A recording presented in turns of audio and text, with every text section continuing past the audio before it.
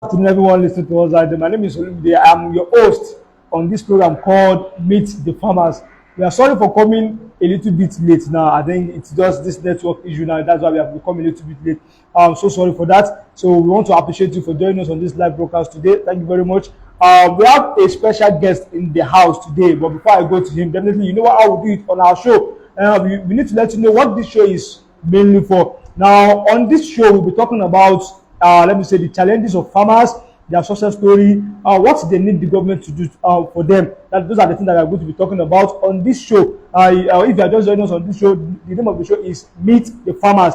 Now, these are the real farmers now, not political farmers now. They are the real farmers. You know, we have the political farmers, we have the real farmers now. So they are the real farmers. So now, just to cut the story short, let me go back to my guest, sir.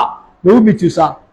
My name is Tunde Hunpatin. I am the Poultry Association of Nigeria chairman for Badagry local government, and I'm also the assistant secretary at the state level. So assistant state chairman, sorry. I'm also into other type of agricultural product. That is, I'm the secretary of the Lagos State Coconut Traders Association, and I'm also in the piggery industry. It's my pleasure to be here today. Thank you. Thank you very much, sir. I think you can hear what he's saying. It's not everything he's saying is not going to other sector. Now everything is still within agriculture. That is, these are real farmers now. We are talking about piggery, yes. We are talking about poultry. It is there. We are talking about coconut, which is our own in Badagry. Yes, it's there. Yeah. Thank you very much for at least honoring our invite now. So let us just go straight to why we are here today, because the network is doing somehow. So let us just make use of this opportunity, sir. Now, we have different sectors in agriculture, which is obvious. We have the snairy, we have the piggery, we have the poultry, we have many sectors now. Sir, why do you venture into poultry? Well, thank you for that question.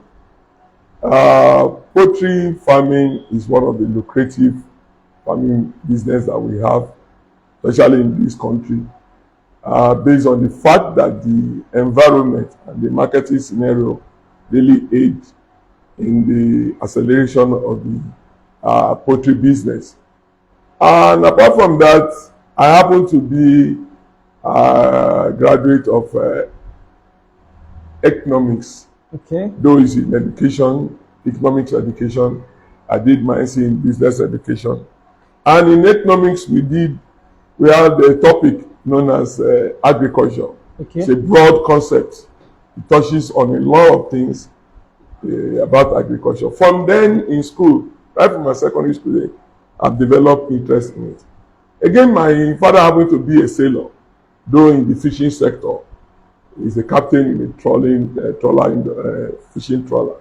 So from there, I developed interest in agriculture. But poultry per se, you know, when we are in a younger age, not now, every Sunday we used to eat yam and egg, fried egg and all those things, and it's so nourished. The one they used to prepare for us then is so nourished. So egg, I developed interest in egg. So I then made up my mind that I would like to go into poultry business. And when eventually I decided to set in about 15-20 years ago, I ventured into it, and I see that it's a lucrative business. The lucrativeness in it is one of the attractive features that makes me into it. Thank you very much. Now I understand why you go into poultry now. Yeah. Because I was thinking, coupled with the risk that is there now, because the first thing that always chases me away, or let me say scare me, is when you're talking about mortality, like the birds are dying, all this. I was like, I cannot do poultry. I was like, there are still people that can still take that risk and say, because we love this business, we still want to continue with it. So let me just give the kudos to you, sir. So now the major thing we want to talk about today is technology. Now we're trying to see the impact of technology in poultry farming business now. But before we go to the technology aspect, sir, can you just compare poultry farming then and now? Like, is there any difference between poultry farming then and now? Like, do you really see any difference between it? Yes, there's a wide gap on how we practice poultry business then and now. Even I told you that it was because of because it's a lucrative business. That's why I venture in it, the profit in it, the enthusiasm, and the patronage compared to the output, how it moves in the market. But things are not like that now. things as farmers are finding it extremely difficult to survive in that business, to the point that a lot of people are backed out from the business, from the poultry venture. In those days, the environment is very conducive for it. You see the environment where they have, you talk of the drug, you get the quality drugs.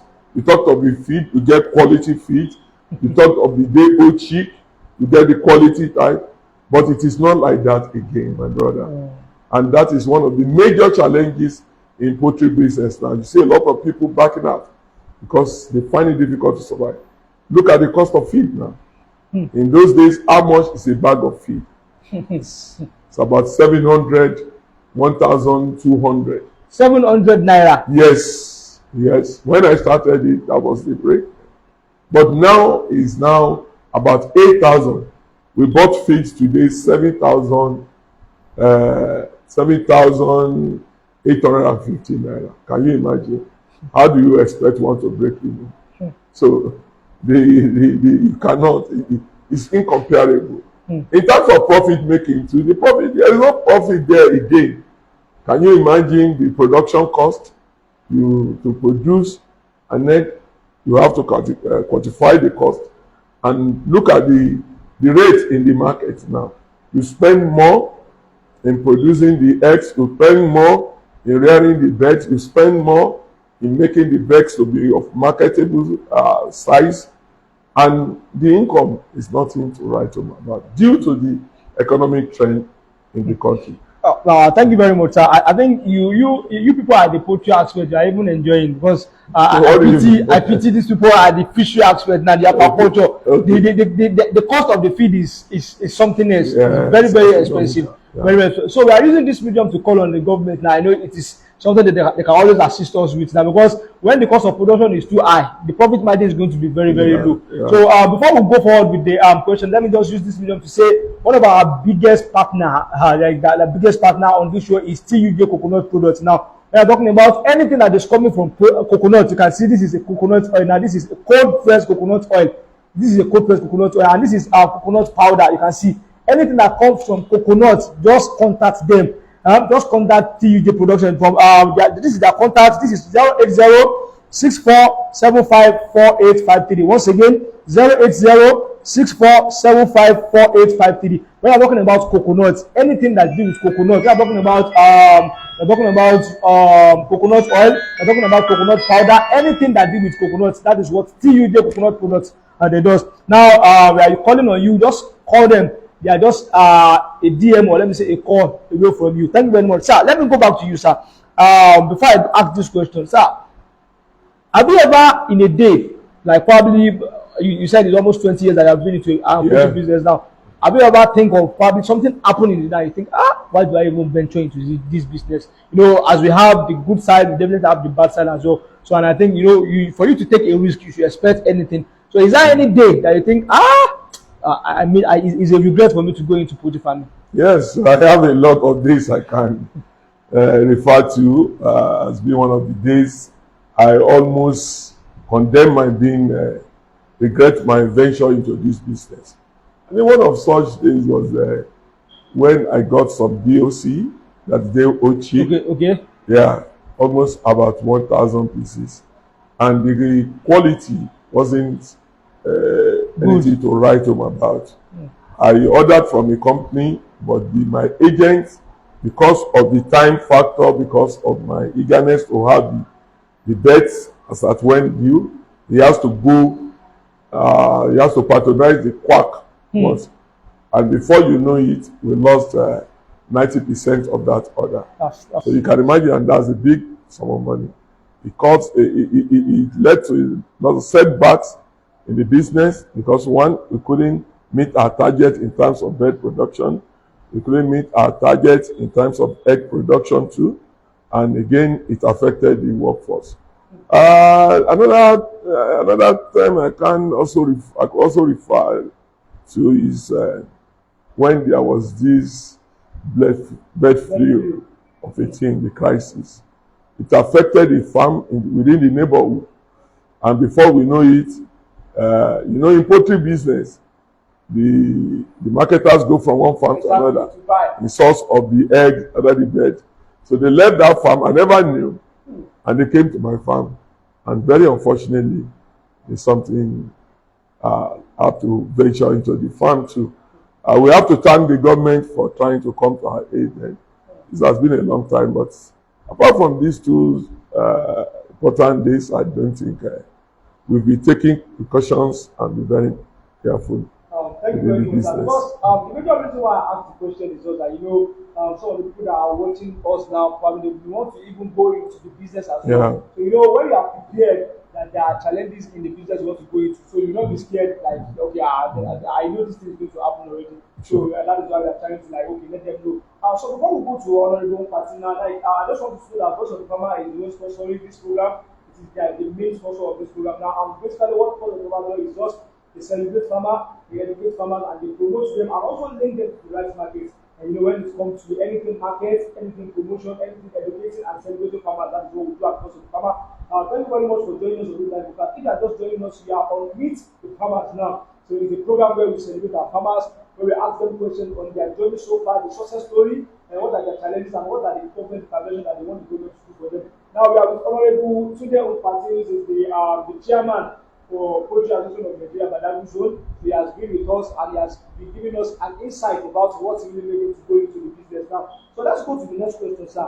But before I go, I think we have a giveaway to do today. Yes, a giveaway for the first correct answer. If you are here watching us, I think after the question I want to ask on the room party, I'm going to ask you the question. If you are the first two persons to answer the question right, that will give you from TVK Coconut. You are saying anything like this, coconut, just coconut. They are talking about coconut oil, coconut powder, anything coconut, even cricket as well, they do it there. So just contact them on 080-6475-4853. Even if you are outside the country, you can always wait doing it to you. Anything is possible, you can send it to you. Just call them on 080-6475-4853. Now, let me go back to my case, sir. Sir, I think, let me say last week, there is something that the government said about I think state of emergency on food security. Yeah. They said like you want to give more attention to food security and agriculture now. Sir, what is your take on this now? Because I have my own take, which I think it might be different from yours. So what's your own view about it, sir? Well, it's true. Last week we heard from the government, from the president, the government of the day, that they are declaring war on food security, which most farmers, including me, received with mixed feelings. We received the news mixed feelings based on the past experiences. We've had a lot about declaring war on this, declaring war on that. We've been in this mess for the past 10, 12 years ago, when the poultry industry has started declining in terms of its efficiency and output and what have you. So, it's not just declaration of war against food security. Let's see the practical aspect of it. Let's see the seriousness out of it. Let's see the effectiveness and efficiency. Let's see the agencies that are channeled towards it, not the present agent. If you are declaring war on food security, there should be a specific agency that you are going to give that assignment. Not the present one. No, not our Ministry of Agriculture and the rest of them. Before the end of the day, you just realize that the office farmers, they have hijacked the program. Farmers no longer. Office farmer again. Yes, we have office farmers, we have political farmers, we have the real farmers. So the office farmers, the political farmers, they just hijack the program. Before you know it, farmers will be there. A lot of programs have been declared in the past in aid of farmers. But how many farmers? How many farmers benefited? How many farmers? It's just like they're talking about 8,000 for each. Although it had been said they want to review that. I wonder, out of the 12 million households, I wonder how many households will be. We've heard about the food for primary school children And this is our neighborhood. Let's look, this is our macro society. Are they still doing it? I doubt, because most of the food items are expected to be taken from the farmers. We never see them. We never see anyone that comes to us say they are buying egg for the purpose of food sufficiency for primary school children. So these are what we are saying. The government need to be proactive and put some seriousness into it. That is when the farmers will delay them. A lot of farmers, my brother, we take the news with a pitch of art. Just let's start from let's see if it's going to work or not.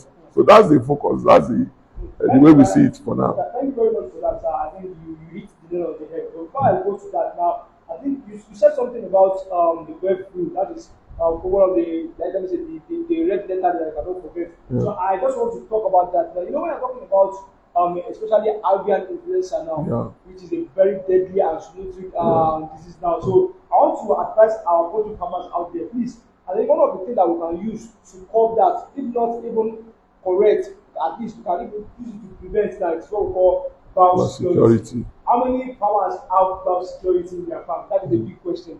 See, I don't even think, I've been to many poultry farms, I don't think they have it. I don't think they have it. Some of them don't even put this chemical, this something to just like sterilize your leg before you go into the farm. And so I want us to please look into this. Please just look into this. Biosecurity is very, very important. And the other thing we can do is just insurance as well. You said it already, that thank God to government that are assisting coming back. So that if you know anything can happen when it comes to livestock, anything can happen when it comes to death, when it comes to risk. So but when you insure your farm, I think it's just as if you invested in another place again. Because anything can happen. When anything happens, you can always go back, at least bounce back to the business as well. So I just want to portray his point there. So going back to what he said about the government, yes, you know, I don't even know that it's office farmers. Office farmers, I don't know. We have office farmers, we have political farmers. Because now one thing about this thing is that yes, we have heard what you said and we wanted to do this. But now, what is the action plan? Is there any action plan? Do you have any action plan that okay, in the next 2 weeks so you are rolling out something? Now they are saying they want to start immediate distribution of fertilizer. So to be sincere with you, do you think this thing is going to get to us in Badagry? And that is the first question I want to ask, because you know we are an advocate for farmers, that we need to speak for farmers, that because when there is no farmer, there is no nation. So do you think all these things that you want to distribute is going to get to us, we the farmer at the grassroots level? So I think we need to look into that aspect as well, because it is serious. Because the real farmers are not getting what they need. There are different projects that they have done, abuse projects, Padama, many things like that. That it is some of the political farmers also benefited from it. So we are calling on the government, anything you want to do, especially about agriculture, please let us reach out to the real farmers and getting them that is going to the association. Yeah. Yes, because the association knows the farmers. It is important for every farmer to be in an association. It is very if you are not in an association, that means you cannot benefit. So it is good for every farmer to be in an association. And if you want to do anything for farmers, please kindly get in touch with them. The farmers should get in touch with them. Now I'm going to the next thing, but before I go to the next question, let me just talk about TUJ coconut products. They are one of our partner on this program. Yes, when it comes to coconut, anything coconut, yes, just contact them.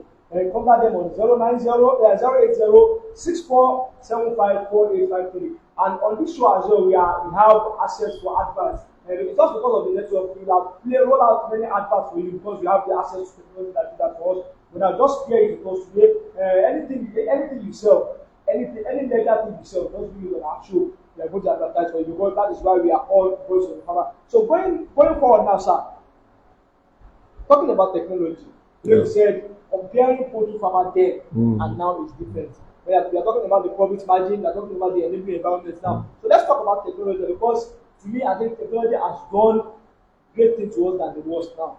So now, what aspects do you think technology has affected poultry farmers, probably negatively or positively, sir? Well, that's a good question. There's no doubt technology to some extent has enhanced the efficiency in poultry business. It has enabled some farmers to increase the size of their farm and also increase their output too. But when you look at it critically, you see that some damages are also being caused along the line. Look at the technology that is now in vogue towards the mass production of egg. It has indirectly affected some other farmers too. Yes, because if you in a situation where you have a farm that is having over 5,000 beds, and you can imagine that such kind of large concentration of beds could not be easily handled by woman effort alone. So, and in this vein, it leads to mass production. And in such a situation, we have, it indirectly leads to the glut issue which we talk of as well. Because you realize that the production, the output is more than the total number demanded, and in such a situation, it has to have some relative effects on the economy. Not only that, it has also led to unemployment, because where technology is seriously put into focus, a lot of manpower that ought to be used in the farm are being slashed, and then you tend to see the labor market being crushed. Because we don't have to be selfish and say because the technology is good, we go to China, we import the robot machine or the machinery that will go lead to mass production and the rest of them. We need to consider our immediate environment and the economy too. So these are areas where we need to put along the side when we are talking of technology. Technology innovation is an issue of the day throughout the world presently, and we cannot run away from it. But at the same time, we need to mash it out with our environmental factor and the way we grow within our geographical setup. Thank you very much, sir. I love the way you because you are trying to tell us the positive aspect and also the negative aspect. Yeah. We are talking about the manpower. It has really affected the manpower because it reduced the way we employ labor. Because since machine can do it, why am I going to employ you? Which is leading to unemployment now. Now, talking about we are talking about the other thing you talk about the positive, the negative impact that is that okay, the technology has also assist, like it can also cause many things now, maybe positively or negatively. So now going forward now, I said I have a riddle that I want someone to answer. Now anybody that answers my riddle will definitely get let me say giveaway from TUJ Coconut. Now the first question is that this riddle goes like it said, I am a type of grain. Listen to it very well. I am a type of grain, but I am not rice or wheat. I am often popped and enjoyed as snack. I am a type of grain, but I am not rice or wheat. I am often popped and enjoyed as snack. So the first two answer we get a giveaway from TUJ Coconut. When it comes to coconut, that is what they do at TUJ Coconut. Anything coconut oil, coconut powder, coconut anything. Just name it, that is what they do at TUJ Coconut. So anybody that got that the first two correct answer is going to go home with a giveaway from TUJ Coconut. Now going back to our guest now. Sir, you know, I think I also I know about this, about when I'm talking about egg growth, sir. Because when it happened, I think I can count like 2 or 3 farms that I link farmers to. Okay, so let me say consumers, okay, go and get your eggs here. So how do you cope with egg growth that just happened, coupled with this Emefiele decision and some other stuff like that? How have you been able to cope with that, sir? Well, it has not been. That's a very good question. The issue of egg glut has seriously affected farmers. Presently, we are experiencing it here in Badagry. And what do we mean by egg glut? That is in a situation where you have the eggs, but the demand falls or is very low, and then the eggs are just there. If care is not taken, because eggs too, they have their expiration period. You have to put them out in circulation. And that is exactly what we are experiencing now. But especially the farms that are sited near the border region. I want to cite an example. The Benin Republic government now, they put a stop to eggs coming from other countries into their country. Yes, because of the challenges when we had during the Naira swap period, when we couldn't get cash, a lot of eggs were kept in store. They were unable to be sold, and immediately after that, when the relief came, they started flushing the egg to nooks and corners of the country. Some were able to go out of the country, and the government of Benin Republic realized that it has caused some effect in their own economy too, in terms of mass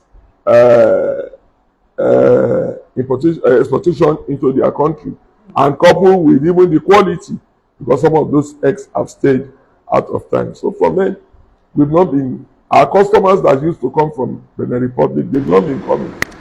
So, and that is a big challenge to our poultry farmers, because especially those who are engaged in egg production sector. You can imagine in a situation in a farm is having well over 50,000 crates of egg. I know of a farm just some few weeks ago that has to cry out. And so this is a very devastating scenario that the government really needs to come to the aid of farmers. And we want to appreciate the World Bank in conjunction with the appeals. They have now initiated a project which is currently undergoing construction at Epe, where we have to take the eggs, but mind you, it has to be egg that doesn't have any indices of antibiotics in them. Take them to Epe, and it's being turned to egg powder. This is a project that is going to seriously relieve the farmer and bring it out of this glut situation. But presently, I can tell you, as a practicing farmer, that a lot of farmers are not smiling because of this egg glut of our nation. Now, I know about boys are not smiling now, but now I can hear farmers are not smiling because of this egg glut. So now, thank you very much for this. You hit the nail on the head about the egg, because I know it's really affected you. Yeah. It's affected, because I saw some videos online where people went to bury eggs. Sure. I was even about to cry, like, why? What is happening? Because eggs are perishable goods. When they stay for a particular time, they definitely get spoiled. Yeah. So that is why I think we let us also appreciate the Lagos people. I think they mop up some of the eggs too, if not all. And I think also the state government as well, they also mop up some eggs too. So let us give them to do so now. But way forward, what you say about acquisition and trying to do a company, or let me say an infrastructure that is going to talk about egg powder. So we are giving them to it now. I think we have someone that answered the question, but it's not correct. He said coconut. No, that's not the answer. So just keep trying. Now, someone asked a question which I wanted to answer. He said, how does declaring state of emergency on food security affect the food stock in the market? Now, probably there is now inflation in the price now. Sometimes we Nigerians, let me just say this straight to us. Sometimes anything we hear like this, okay, they declare this thing like this. Even before the heat take effect, now we go first start to do one. Let us talk about this fueling action. Because yesterday they just declared that okay, there is an increase in the fuel. You see different police stations closing down. They close down. And the reason is just they want to have high profit margin. It is very bad. We are affecting ourselves. This thing is affecting us, because if you do that, it's affecting everybody now. So now, he said, how does declaring state of emergency on food security affect food stock in the market? Because people are now increasing the price. So do you have anything to say about that, sir? Well, this is a broad concept, just like when I spoke concerning the pronouncement of the government. When you say food security, it's a broad concept. It touches on both the agricultural product and some other views that surround the food security of our nation. In the real sense of it, what an ordinary Nigerian would think, feel, and expect is that with that declaration, the cost of food items will come down. But what we are experiencing, reverse is the case. The reverse is the case. I told you The price we bought feed last week is not the price we buy today. And I don't know the price I will buy tomorrow. In the past, they used to communicate, they used to inform us, send us text that there will be an increase in price. Even they will advise you that by next month, due to shortage of grain supply, you need to stock your store, this and that. But there is nothing like that again. You can just leave the shop and you go back. They said they've received an alert, a memo, or an instruction from their main company that the price is going to be. So that is exactly where the government needs to come in. Ideally, it's supposed to bring down the cost of, especially the consumable items, the food items. The price needs to come down.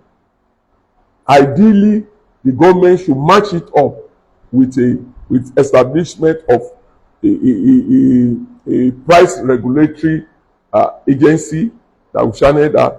Again, the government needs to put in some other amenities and infrastructure that could cushion the effect of increase in the cost of food items. You say you want to fight, you want to wage war on food items. How many farms does the government have? Can you imagine? What has the government done to an ordinary farmer in order to boost its production? Has the government been able to mop up from the farm so that the excess production will be used to ease the sufferings of the ordinary the common people within the country? So these are things that we do. So ordinarily, people will expect that this is a laudable program. By now, food items. We need to have institutions like marketing boards, where the government will go extra mile, sponsor the farmers, give them, for example, in the poultry industry, in the past we used to get supply of grain from the Federal Ministry of Agri, but that has not been forthcoming. When they give us that grain, what we now use is one of the necessary amenities and things that is needed in the production of the feeds. So when you have that, you've already solved 50%, but nothing like that. So we are now left with the open market. And what's the rate? How many grains is coming from the farmers now, coupled with all these environmental and social vices that we have in the country? So these are this is one of the aspects that the government looks into if they actually want the masses to have confidence in the project. Now, I think before I go, I think there is a general saying. I would say, let the poor breathe. But now the poor is not breathing. Now they are suffocating us. Yes. They are not breathing again. No.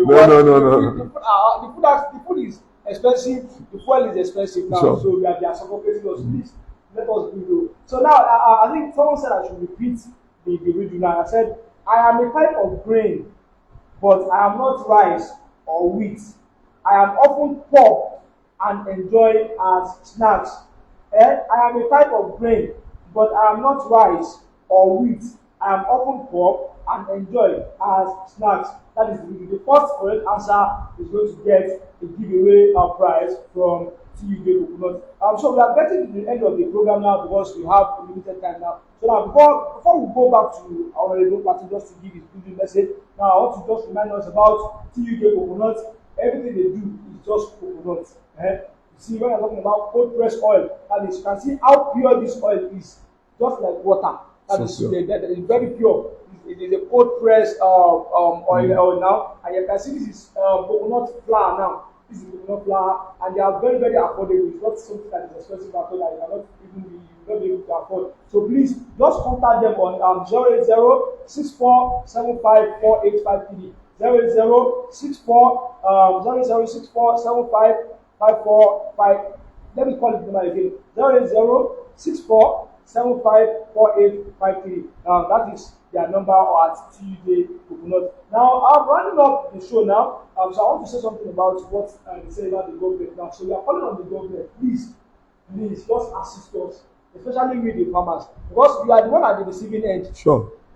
You are the one that, because I believe something about, farmers are less celebrated because you see different awards, but there's not like farmers awards. We are still trying to make everything possible. Like, okay, let us provide food for the nation. We are contributing to what we call zero hunger now. Please don't suffocate us, please.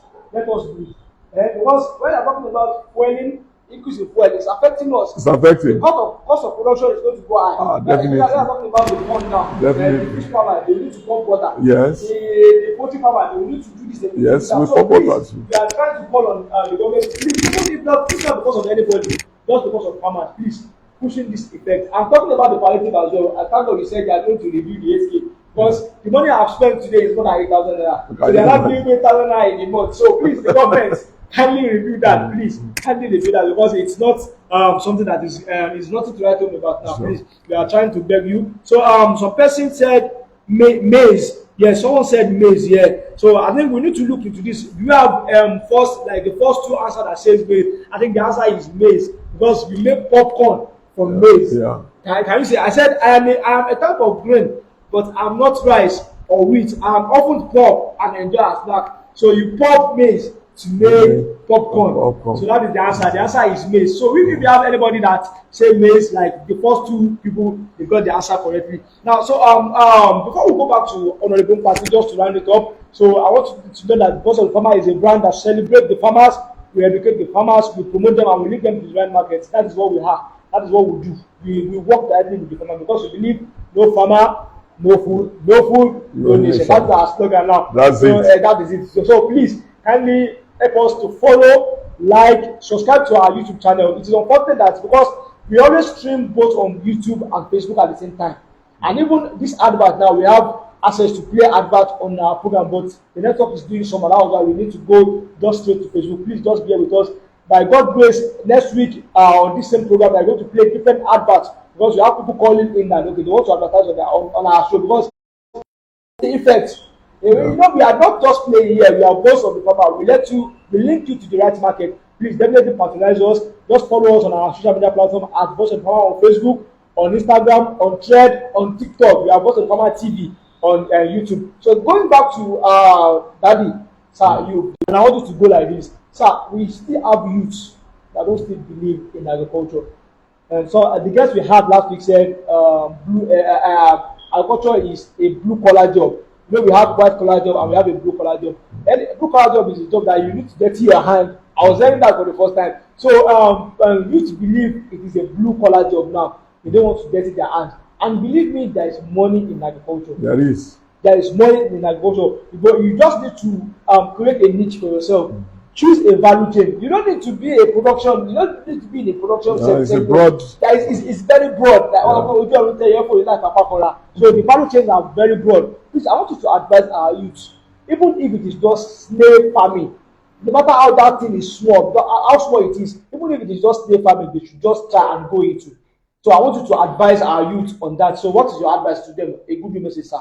Well, thank you for that question, because we really need to make our youth to be articulate and go with the realities on ground. One reality on ground is that there is no job anywhere. Now, look at the number of the universities that we have in the country. Look at the number of their output in form of graduates that graduate from such institutions, and look at the labor market. How slim the market is. Though the jobs are there, but there is no, the efficiency for these companies to absorb them. So the job, no one should look towards when I graduate, I'm going to work in the ministry. There are people who are graduated 10, 15 years ago. Still at home. So you have to be what we call self-improvisation. You have to improvise. And one of the sectors is this agriculture.